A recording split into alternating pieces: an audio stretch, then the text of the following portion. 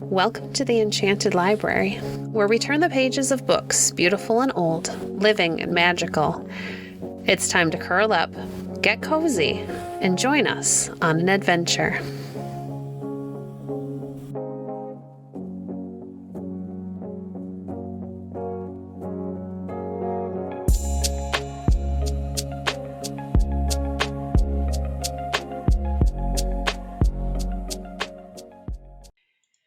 Today we're beginning a new book called Redwood Pioneer by Betty Stirling. Chapter 1. Goodbye, Potato Farm. Mikey O'Grady was moving from the little valley where he had lived all his life. He turned and took one last look at the cabin. It seemed so forlorn and lonesome sitting there in the middle of the unplowed potato fields. He rubbed first one blue eye and then the other. But he was not going to cry, even if he did feel as lonesome as the little cabin looked. Mikey was going to be a pioneer, and pioneers are brave. "Mikey, come on, quickly," called his sister Martha. Mikey turned and ran after the slow-moving wagon. Bossy and Mari, the two sleek cows, switched their tails at him as he caught up. They were tied to the back of the wagon.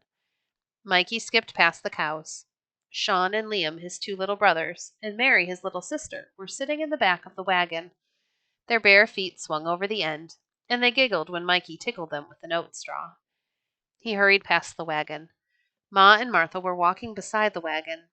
Pa was walking along the other side, holding the reins of the two long-eared donkeys that pulled the wagon.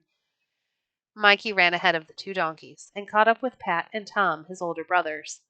They were walking ahead with a third donkey, who was loaded with the odds and ends that wouldn't fit into the wagon.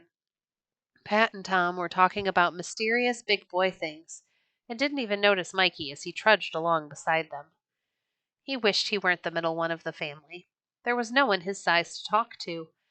Tom and Mary were nearest to his age, but Tom was 5 years older and Mary was 4 years younger. Martha was only a little older than Tom, but she didn't count anyway. She was always busy. Why, she was almost a second ma to the little ones. The big boys had all the fun, too. They always went places with Pa. Mikey, the middle one, had to stay home with the younger children. Mikey pulled a couple of green oat stalks to chew on. If Pat and Tom wouldn't talk to him, he would walk with his father. They came to the top of the hill that separated their old home from the site of any other cabins. From here they could look down on a valley that was dotted with small potato farms, and beyond that there were more green hills. "I see 2 more cabins, Pa," Mikey said, as they started down the narrow road. He often came to this hill to hunt rabbits for dinner, and he watched for new cabins. "Too many people, Mikey, too many people." Patrick O'Grady shook his head. Mikey looked up at his pa. There were no neighbors near their old cabin yet. "When you were born, Mikey," his father went on, "all this valley was wild. There wasn't a single cabin. Not a one. In less than 10 years, all these cabins and houses have been built. In another year or two, the whole valley will be cleared and planted." He pulled on the reins. One of the donkeys was trying to eat the grass at the side of the road. "Get up, lazy one," he said. The donkey plodded on slowly. The road went downhill, but not steeply. The wagon couldn't roll fast on its big wooden wheels. Mikey jerked up another couple of oat straws to chew. He liked to draw them through the place in the side of his mouth where he had pulled out a baby tooth last week. He rubbed the straw over the sharp edge of the new tooth. "By next year, there will be other cabins near our old cabin, Mikey," his father said again. "That's too close. We need room to stretch. So it's off to the wilderness again for us." He looked pleased. Mikey sighed. He almost wished that he didn't have so much room to stretch. He wanted someone to play with. They were passing the first farm now. 3 small children stood wide-eyed at the side of the road to watch. Mikey tried to look grown up as he walked past them, but he peeked out of the corners of his eyes. The biggest of the little girls said, "Hello," shyly. Mikey smiled at her. "Hello," he said, and walked right on. He wasn't used to strange children. He didn't know what else to say. By dinner time, they had come to the top of the green hills they had seen beyond the valley. Mikey had never been this far from home before. While his mother and Martha spread out a cloth under a big oak tree and set out the cold food, Mikey stood still and stared at the country ahead. He had never seen such a big valley before. So many, many farms, such big houses. But the thing that he stared at the most was the faraway blue ocean. All his life he had wanted to see the ocean. Pat and Tom had been to Santa Cruz before with Pa. They had bragged about how they had seen the ocean. They had even walked on the sand and waded in the water. Mikey did hope he would be able to walk on the beach, but he was a wee bit afraid. Pat said that the ocean roared and that the waves sprayed high. Mary ran to him. "Isn't it big, Mikey? I didn't know the whole world was so big," she chattered. "There are as many houses as stars in the sky at night," said Mikey. "Come and eat," said Ma. Mikey forgot the ocean, the valley, and the houses. He was hungry. It had been a long time since breakfast. He began gobbling a thick slice of bread covered in sweet butter. Then he saw little Liam copying him. Liam was almost choking on the big bites. Mikey suddenly remembered all that Ma had said about taking little bites and chewing with the mouth closed. When he started taking little bites, Liam copied him and didn't choke any more. His mother noticed and smiled at him. Dinner was soon over, and the donkeys hitched to the wagon again. "On to Santa Cruz!" shouted Pat, clapping his hands over his head. "Santa Cruz by dark!" yelled Tom. "Will we really get to Santa Cruz by tonight?" Mikey asked his father. His eyes were shining. He had never been in a city in his whole life. "That's right," said Pa. "Here we go." The road was wider now. They were part way down the hill when they met another wagon pulled by horses. A boy the size of Mikey was sitting on the high front seat with a man. He grinned down at Mikey. "Going to Santa Cruz?" he asked. "Yes," said Mikey. "Have you been there?" "Oh, sure," said the boy. "Lots of times." Mikey felt more timid than ever.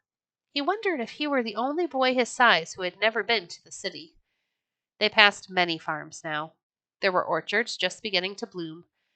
There were green, waving grain fields, and there were potato fields newly planted. Mikey was so excited that he wanted to run. Wouldn't they ever get to Santa Cruz? They passed a big house with a tower on top and a bell in the tower. On the front of the house was a pole with the United States flag. He counted the 13 red and white stripes and the 37 stars when the wind flapped it out. "What is that house, Pa?" he asked. "A school, Mikey. Boys and girls go there to learn to read and write." "I can read and write," said Mikey, "and I never went to a school to learn." "You have a smart mother, Mikey," his father said. "You are lucky that she has taught you to read and write. But maybe someday you'll have a chance to go to school someday. Maybe to college. Who knows?" "A college? What's that?" Mikey asked. "A school for boys bigger than Pat, even. They go to college to learn to be teachers and preachers and doctors," said Pa. "Last time I was here in Santa Cruz, I heard tell of a new college being built in San Jose. San Jose is only a day or so by coach over the mountains. Maybe you can go to college there someday, Mikey." Mikey couldn't talk any more. He hadn't known there were so many things in the world. He watched the sun getting lower over the bright blue ocean. He could feel the sea breeze now. It wasn't like the warm breeze in the little valleys, but it smelled like the fog that rolled in to cover the hills and valleys almost every night in the winter and spring. Suddenly, Mikey heard a terrifying noise. It was like thunder and screeching and wind all rolled together. He covered his ears and got close to his father. His little brothers and sister cried in terror. "What is it, Pa?" he cried. "What is it?" Pa was laughing. "It's a train, Mikey. I've told you about trains. Look." Mikey cautiously uncovered his ears. He looked across a field toward the west. A monster was puffing along, spouting black smoke and sparks from a chimney in the top. It was pulling wagons, and one wagon was something like a long cabin with windows along the sides. Mikey stared and stared until the train was out of sight over a little hill. He had really seen a train. What a wonderful trip this was! Soon they came to the top of the hill the train had gone over. Ahead of them, toward the setting sun, Mikey could see more houses. Big houses and little houses. More houses than he had known were in the whole world. He couldn't even count them.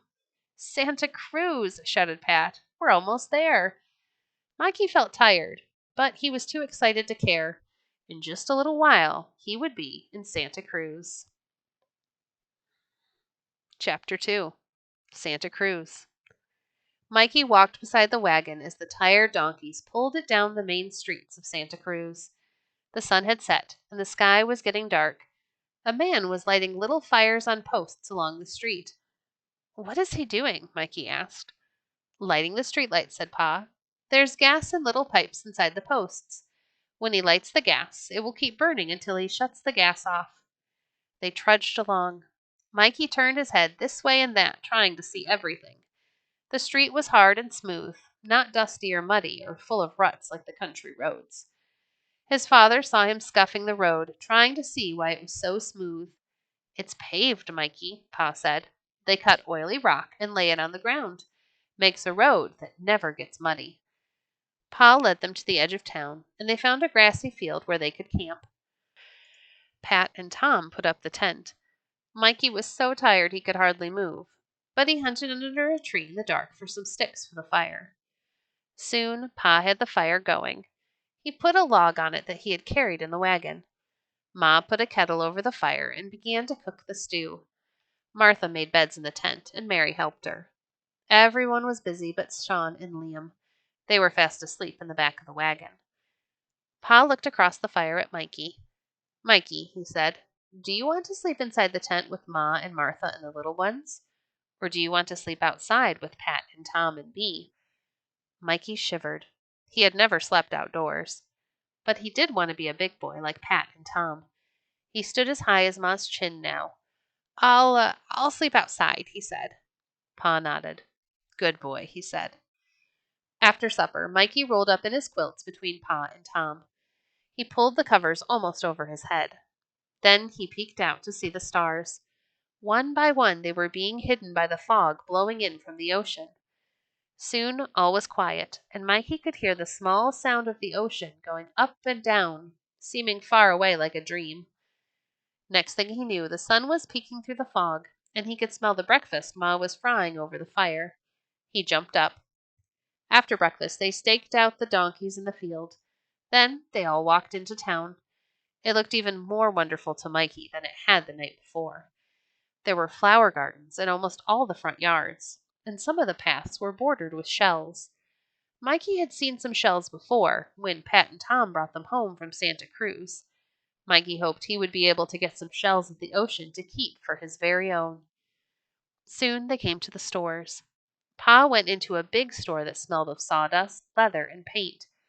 Pa went in first, then Pat and Tom and Martha, and Mikey and Mary and Sean, then Ma and Liam, who was holding tightly to Ma's hand. The storekeeper laughed. "Quite a family you got there, man," he said to Pa. "And they all look like Irishmen, every last one of them." "Sure, and every last one of them is an Irishman," said Pa. Then they all laughed. The storekeeper gave each one of them a piece of sugar candy. Mikey turned his over and over, but he finally popped it into his mouth. Only once before had he ever had a piece of store candy. "What can I do for you today?" the storekeeper was saying. Pa looked at a long list in his hand. "I'll need nails, about a keg of them, all sizes. Put in lots of big ones." Mikey watched the storekeeper measure out the different sizes of square nails. "Going to build a house?" the storekeeper asked. "Yes," said Pa. "Around here?" "No," said Pa. "We're headed for the Redwoods. It's getting too crowded here for me." "Lots of new folks here, all right," said the storekeeper. "Last I heard, they said Santa Cruz County had over 8,000 people. So you're off for the big timber. Farming or logging?" "Neither," said Pa. "I'll be cutting tan bark for the tanneries. Good money in it, they say." Mikey wandered around the store, looking at the tools, plows, kegs of nails, and harnesses. Finally, he went back to the counter. The man tied all of Pa's purchases into a big bundle, and then Pa paid him. "We'll get some new clothes," said Pa, as they all filed out to the street again. Mikey went toward the middle of the street. "Mikey, come back," said Pat. "You walk on this part close to the buildings. It's called the sidewalk. The street is only for the horses and wagons." Mikey scurried back to the sidewalk just as a fancy carriage pulled by two glistening horses raced down the street. They went into a dry goods store. Mikey's eyes opened wide when he saw the shelves and shelves of bolts of cloth, shoes, shirts, and many other things. He walked all around with his hands behind his back. Suddenly he heard Pa call him. "Come here, Mikey. You are to have a pair of shoes." Mikey sat still while the storekeeper measured his feet and found a pair of shoes his size. Then he got a new shirt, a new pair of pants, and a jacket. It was the first store-bought shirt he had had. This was almost like Christmas, even if it was only early May. After Pa had bought everything on the list, he sent Pat after the wagon. They took everything back to the tent, and then they ate dinner. After dinner, they walked back to town. This was the part of day Mikey was looking forward to. They were going to the beach. Little Liam had had too much excitement in the morning. His feet began to stumble and his eyes to droop. Soon Pa held the little lad against his shoulder, and Liam was fast asleep. Mikey began to run when they could see the waves. He wriggled his bare toes in the sand and stared at the waves chasing each other up the beach. "Help us build a castle, Mikey," said Pat. The three boys set to work building in the sand. Mikey thought this was great fun. Soon they had the castle finished, and he ran along the beach picking up shells. "Don't be a pig, Mikey," said Martha, when she saw his pockets bulging. "There will be as many again tomorrow," said Pa. "The ocean washes them up every night." Mikey spread them out in a row. Some were big, and others were tiny. "Choose the best ones to keep," said Pa. "You won't be able to carry many." Mikey tried to choose the best ones, but that was hard. He still had his pockets full after he had sorted them. The younger children had their pockets full, too. Pat had only one shell, but it was a beauty. Pat said it was a sand dollar, and that it brought good luck. "I hope so," said Ma. "We'll need all the good luck we can get before we are settled again." "That's right," said Pa, "and we'd better be getting back to the tent now for supper." "'Cause tomorrow we head for the Redwoods," sang Mikey, dancing a jig in the sand. "We'll be Redwood Pioneers." Thank you for joining us today. If you enjoyed today's episode, please leave a review on your favorite podcast platform and share our podcast with a friend. Visit our website at www.enchantedlibrary.net to see our past books or to connect with us on Facebook. If you'd like to support the work we do, you can visit our Patreon page at patreon.com/enchantedlibrary. We appreciate your support. Until next time, friends, happy reading.